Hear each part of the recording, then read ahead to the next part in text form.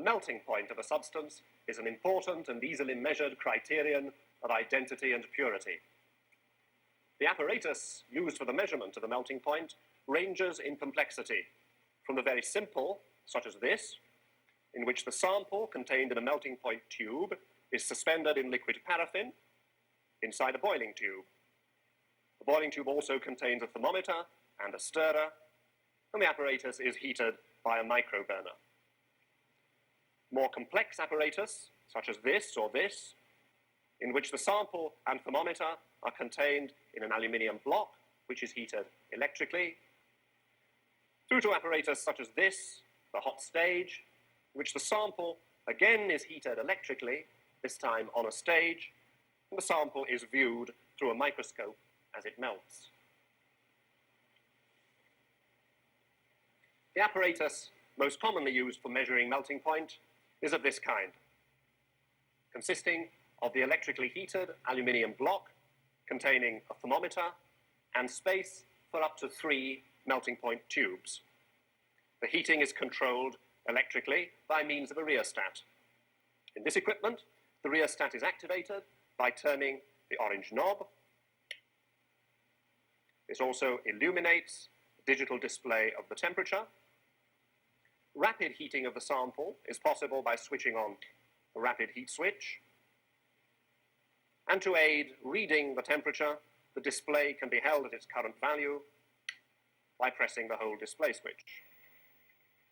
In this apparatus, again, the heating is controlled by the rheostat, which is activated by the switch on the front, which also activates a lamp inside the equipment for viewing. Rapid heating again is possible by activation of the boost heater with the switch on the left. I shall now show you how to prepare a sample for melting point determination. For the measurement, we shall use this apparatus. The sample for melting point measurement needs to be finely ground. This you can do using a spatula, pressing the sample firmly onto the surface of a clock glass. Alternatively, and more satisfactorily, the sample can be ground in a pestle and mortar.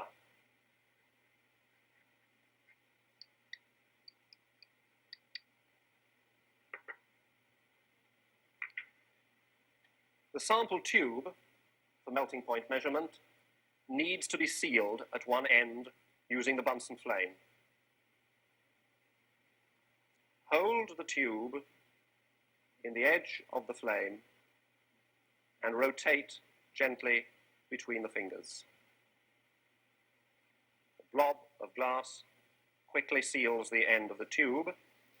Don't leave the tube in the flame over long.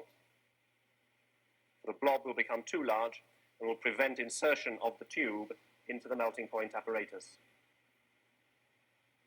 Always remember to return the Bunsen flame to the yellow position for safety.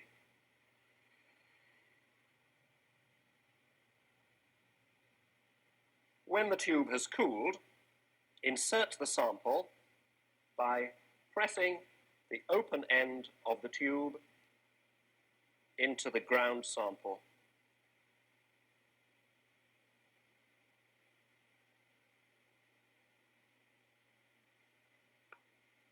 Tap the end of the tube firmly on the bench, and the sample will fall to the bottom. Alternatively, the use of the serrated edge of some tweezers or the milled edge of a coin is possible. The sample is now ready for insertion into the melting point apparatus. We shall now make a rough melting point measurement using the boost heater. Switch on the rheostat heater, which also activates the light, and switch on the boost heater.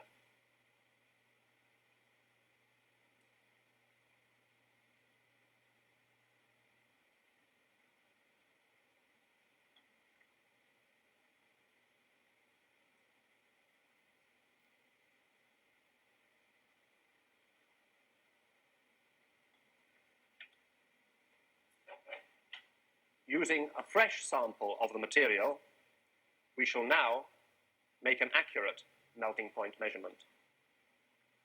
Switch on the heater and lamp and use the boost heater until the temperature rises to 15 centigrade degrees below the rough melting point.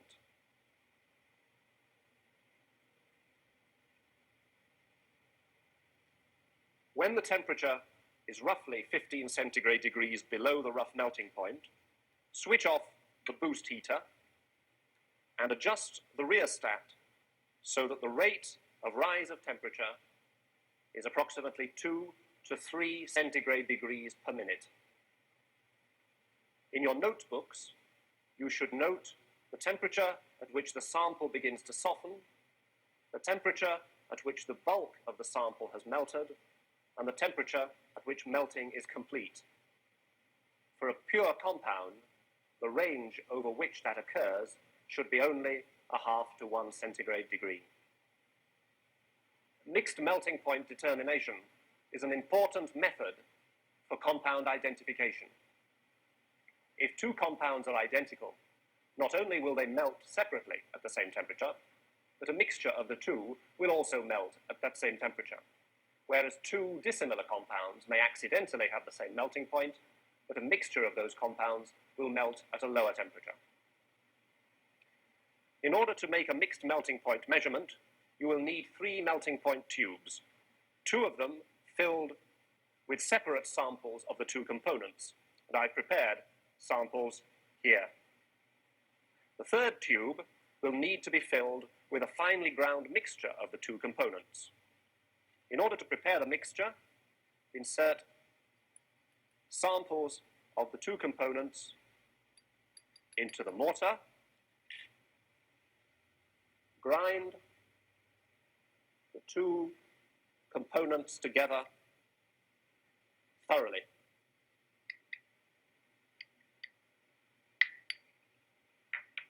Then insert the finely ground mixture into the melting point tube as before by pressing the tube firmly into the mixture. Then tap the tube firmly on the bench as before to get the mixture at the bottom of the tube. Now insert the 3 tubes into the melting point apparatus. We are now ready to make the mixed melting point measurement.